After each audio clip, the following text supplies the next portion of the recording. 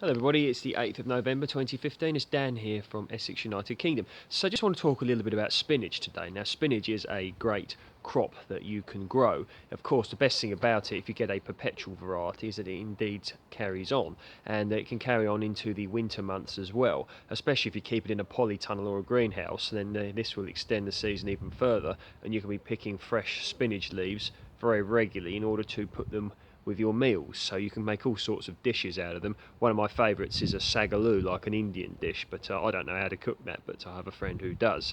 So let me show you what we've got. So this is some spinach. Now this was set a long time ago, earlier this year, probably sort of April, May time. It was brought on in little pots first and then put in the ground. So you can see that we're still getting a lot of nice fresh spinach leaves, and we're well into November now. Now they taste best in my opinion when they're very small, the leaves, but of course then they are small indeed. So let some of them get a little bit bigger, and as you can see over there, they do finally eventually start going to seed. But one thing you can do to stop them going to seed early is to just keep picking them, keep cutting the little leaves. So I'm going to pick some of these today, and we're going to have them for dinner. Now this is a rather large perpetual spinach plant. You can see it's starting to go to seed here, but we've got some nice leaves here. Now one of the best things about spinach plants I've found is that cabbage butterflies do not lay eggs all over them, and you don't have to protect them so much. Of course caterpillars and little things like that, but they don't appear to attract the white butterflies like brassicas do. But of course slugs and things do end up making little holes in them like this, but that's no big deal. You can simply cut that off. But these have had no protection at all. So for example brassicas, you want to be covering them up because the white butterflies etc and birds do like them, but spinach, in my experience, at least around here, does tend to be left alone by them. Now the leaves can get rather large if left alone. You can see the size of that one. These are still perfectly cookable at this stage. I like the stalks as well. I simply like to boil mine up and have them with cider vinegar, apple cider vinegar. That's one of my favourites, definitely. So we've got a decent crop of spinach here. And what we're going to do now is move on to the leeks. So I'm going to try to find one that's a decent size. This one will do. And sometimes you can pull these up, but I find it easier with the spade or a fork.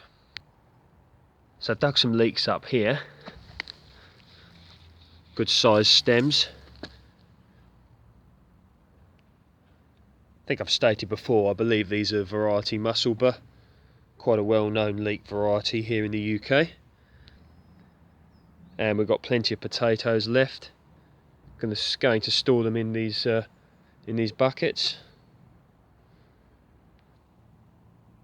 Now down here in the polytunnel you can see things are moving pretty fast.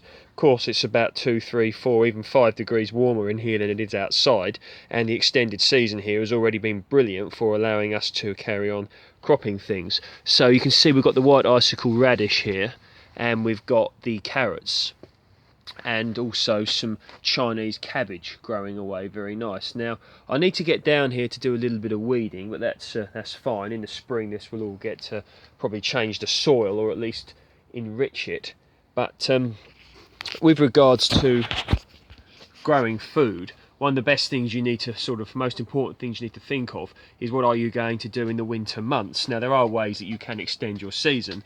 Of course polytunnel or greenhouse is one of the best ways to do that, but also make sure you set things that are frost cold resistant. So leeks are great for this sort of thing, as is spinach, brassicas, cabbages, Brussels sprouts, etc. Swedes and parsnips as well are also a very good one, because parsnips, they tend to be sweeter after the first frosts, and carrots to a degree will also keep in the frosts as well. So you definitely want to be looking at things that you can keep in order to extend the season, so that you can produce your own food during the winter months, because this can be one of the hardest times to feed yourselves. Now of course another thing that is also inevitable is late winter, early spring, so to speak, there is an area in gardening known as the cold spell, the hungry spell. And the thing with that is there's not necessarily that much to eat, and purple sprouting broccoli can be a good thing to grow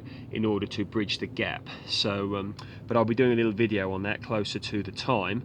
So I hope everybody out there is doing well. Hope they're not getting too annoyed with things going on in the news. I hope that everyone's staying as happy as possible and growing their own food and doing their own little bit for a good future. And I think that growing our own food is one of the best things we can do in the world nowadays, and I wish you all the very best.